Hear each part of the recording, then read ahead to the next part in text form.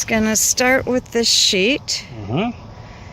And everyone's going to get a little pH thing. Yep. Okay. And then there's also conductivity. Okay, and then there's another one that's conductivity. Then the actual probe is right here. So you got that. You got three things. Okay.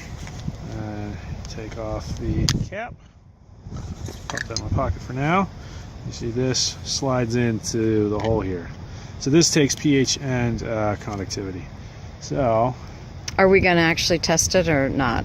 yeah, I'll run through it right now. Okay. Yeah. So you take the cap off here. So this has a solution in it that keeps the probe from going bad when it's just sitting in your car. So that does not go in your pocket. No, it does not. So put that right there. And then this is just a cap that goes on the end.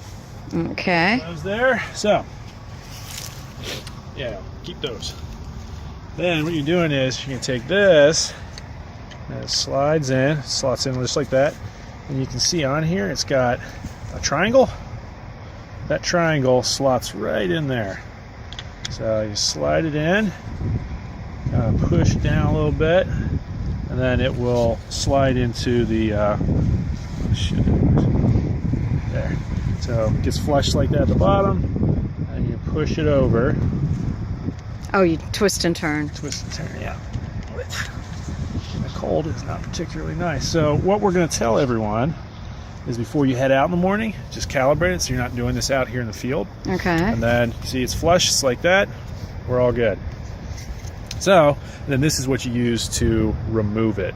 I'll show you how you can do that. So when you're done, we're not that far yet. okay, we do that yet. That's the tool when we to actually remove need it moved. So I will run through instructions. So first thing you got to do is calibrate it, right? So there's two buttons you use: power and mode, set and hold. And on this sheet here it says press the power button to turn it on. Boom, turn it on. 100% battery, very good. Right now it's on pH.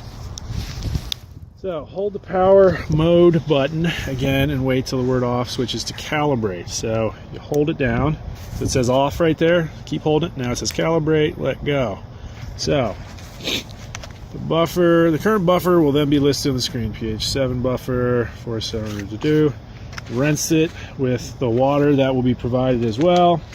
And then place this into your pH 4. And then what it's going to do is, don't you dare fly away. Clipboard. Yeah. See how it's got a little clock at the top there? It is calibrating to that. Okay. So place that in the 4. 401 will blink on the screen. When it's done, that record will change to OK1.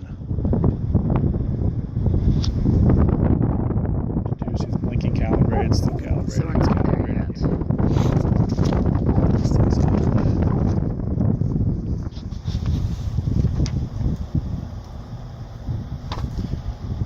You can see all these pictures and stuff are on here. Okay. Okay, so Maybe it's too cold for it. Well, oh, yeah. it's calibrating. It's moving its little calibrating numbers. to 4, 3.99. And that's all right. Yeah, that's pretty close. So it flashes really, so we missed it, but it flashes OK1 real quick and then goes away. Now it says 3.99. That's fine. Then once it's done, you can take it out. You're going to rinse it off, and then you're set to take your pH reading. So it's pre-programmed to recognize. So we're using that for each location. The same orange solution. We'll keep reusing. No, you just do it once in the morning. So once it's calibrated, oh, it's we ready don't to go have for to the do it day. again. Yeah. So that's what we can do at home. Exactly. So in Okay. the morning, before you get ready to go, you're getting all your gear ready.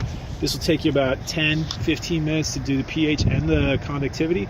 So we don't have the solution yet for the conductivity. It's on its way. Okay. So in the next month, we'll be reaching out to each team and we'll Okay. do a demo with them when they come Okay, up their okay. gear.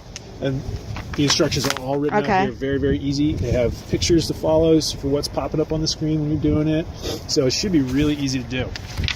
The other new thing is the data sheet to collect the data, right? So you put in your site name, site number, date, who's doing it. Then you do 2 readings. So for this, jump to the actual, get past the calibration. So we'll get a container that we put water in to test, or are we going to test it out of our... You can test it out of a bucket or in a site like this. So the only time you can test out of a bucket is if you're doing a bridge where you have to, scoop it up. If you have something like this, you can stick this directly into the creek and do it like that. No big deal. Okay, there we go. It's off, so on it goes. All honky-dory. The number readings. pH is up there. Cool. So then what we're going to do is you stick it into the bucket. Like I said, if it's a bridge, you can see it's starting to change. Just got to hold it there for a while. Until it stops changing. Yep.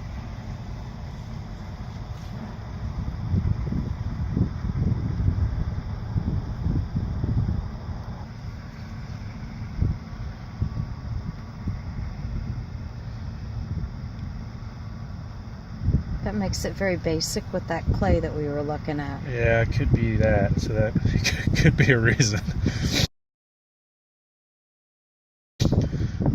It's going. It just needs some time.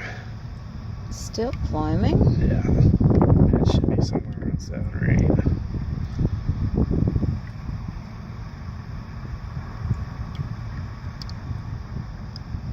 So the idea is, we're getting, we're seeing what the change is from them being in the sample bottles and going back to the lab and the time and all that. Trying to get pH accuracy. isn't as big of a deal because it isn't altered too much, but conductivity does. It changes a lot once it's been taken out of the salt. creek.